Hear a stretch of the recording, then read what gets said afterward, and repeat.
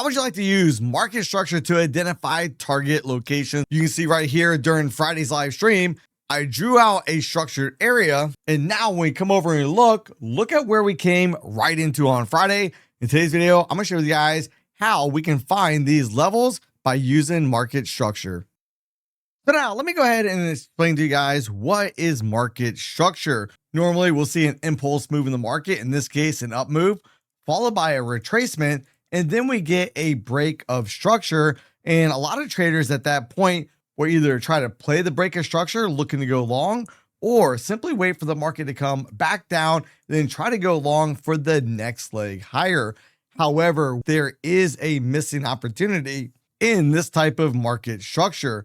But there's a secondary market structure that I also like to use as well. And I'm going to show you guys examples of both in today's video.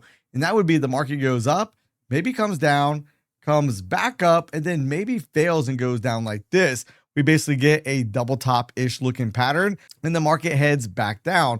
Now, let's go ahead and jump into the charts real quick and see, can we identify into these levels? Since I'm a faster paced trader, if you guys are joining me on the live streams, some of my trades are seconds, minutes. But on this specific trade, this is one of the strategies that I'm using to trade my prop accounts. First, I want to identify a structure level, and that is when the market's been coming down, where does the market turn and start going back up? Well, one of the areas, like I showed you guys in the intro of this video, here was one of the structure levels that we had identified that we talked about on the live stream before the market ever made it up here. This was going to be one of my target locations. And it was one of the target locations I actually use for all of my prop accounts. But here's some of the key components we need. We need a turn point in the market. And in this case, this is going to be structure type number one. The market simply breaks below that level. We don't really get a rejection out of it. Now, when we look, I want to see a clean break through it. This candle right here is a clean break through it. And notice, has the market come back towards that area? The simple answer is no. And the market, quite often when we break structure, we'll come back and repair that structure level.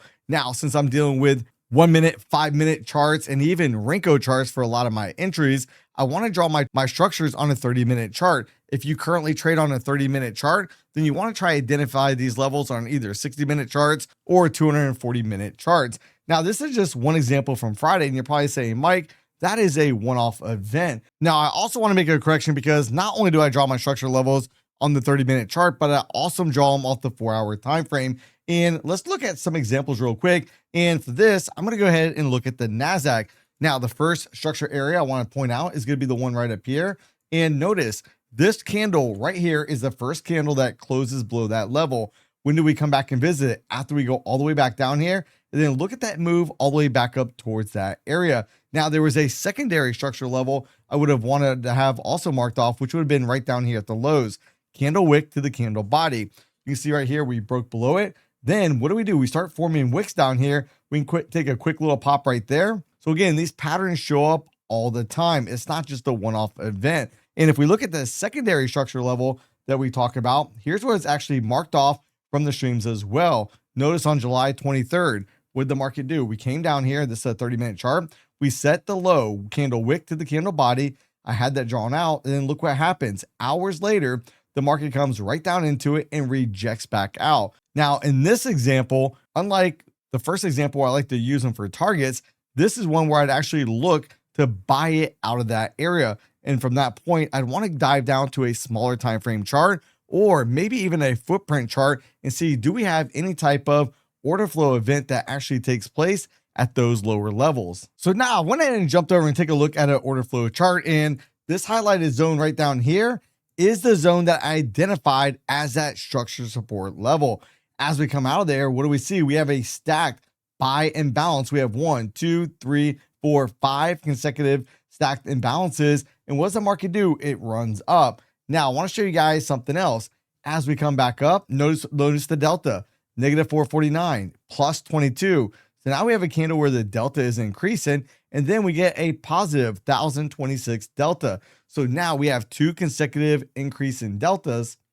But then given the fact that we are unable to come back down into the stacked imbalance, and now we got more stacked imbalances, I could enter the delta sequence flip trade that I like to trade, enter right up here. My stop loss could be in one of two locations, either behind the stacked imbalances or at the low of the candle. Now, what I'm going to do from here is I'm going to draw a horizontal line where I would have basically entered the market. And let's just see how high does the market go. From this example, once the market pushes up, I just want to simply trail my stop loss below the stacked imbalances. So then you see right here, after this candle forms, would have my stop loss right here and would have been stopped out of the trade. And let's just take a look real quick. From that entry right down here, all the way up to there, that trade had the potential to make 12.5 points on that trade. However, if you're using structure as well, notice what we had right above us, this zone right up there. If we had multiple contracts on, could we not have looked to targeted out one, maybe where we already got taken out, targeted number two right up in that zone where that structure level is? So what if you don't have access to footprint charts? Well, here it is on the 5-minute chart. I went right over here to trading view and you can kind of see the structure, even though it's not going to be mapped out here on the 30-minute chart. This is the same structure area. You can see right here where price gets in, we get this bullish candle right there. We can simply play the break of that candle there. And then from that point on, you could also look just to trail each individual candle until you finally get stopped out of the trade.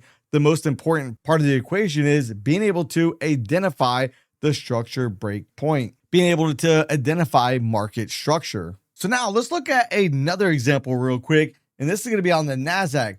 We got a structure level right here. We see it's a clearly well-defined swing point. The market comes down. We actually sweep the low. The market runs up and look at how clean we break through that level. Now, quite often we get a widespread candle like this, quite often we're going to get some type of pullback. So if we have any type of order flow event up here, could we then not look to short the trade, trying to come right back down towards that structure level? Now, what's funny about this is I've done this for so many years, probably going all the way back to 2008, 2009. And when I've talked to other trading friends out there and they actually see me use this for targets, they're like, how'd you know that was going to be a target location? How come you never told me about this in the past? And the simple reason is I just figured it was so simple that everybody already knew it. Now, if you were not aware, you could use structured breakout points as potential targets. Let me know in the comment section down below. And if you guys trade with prop firms out there, don't forget to go to propfirmmike.com where you can sort by the prop firms and the prop firm challenges to make sure you always get the best deal. Now, if you'd like to learn how to trade with order flow using GEX levels, then you want to make sure to watch this next video right here.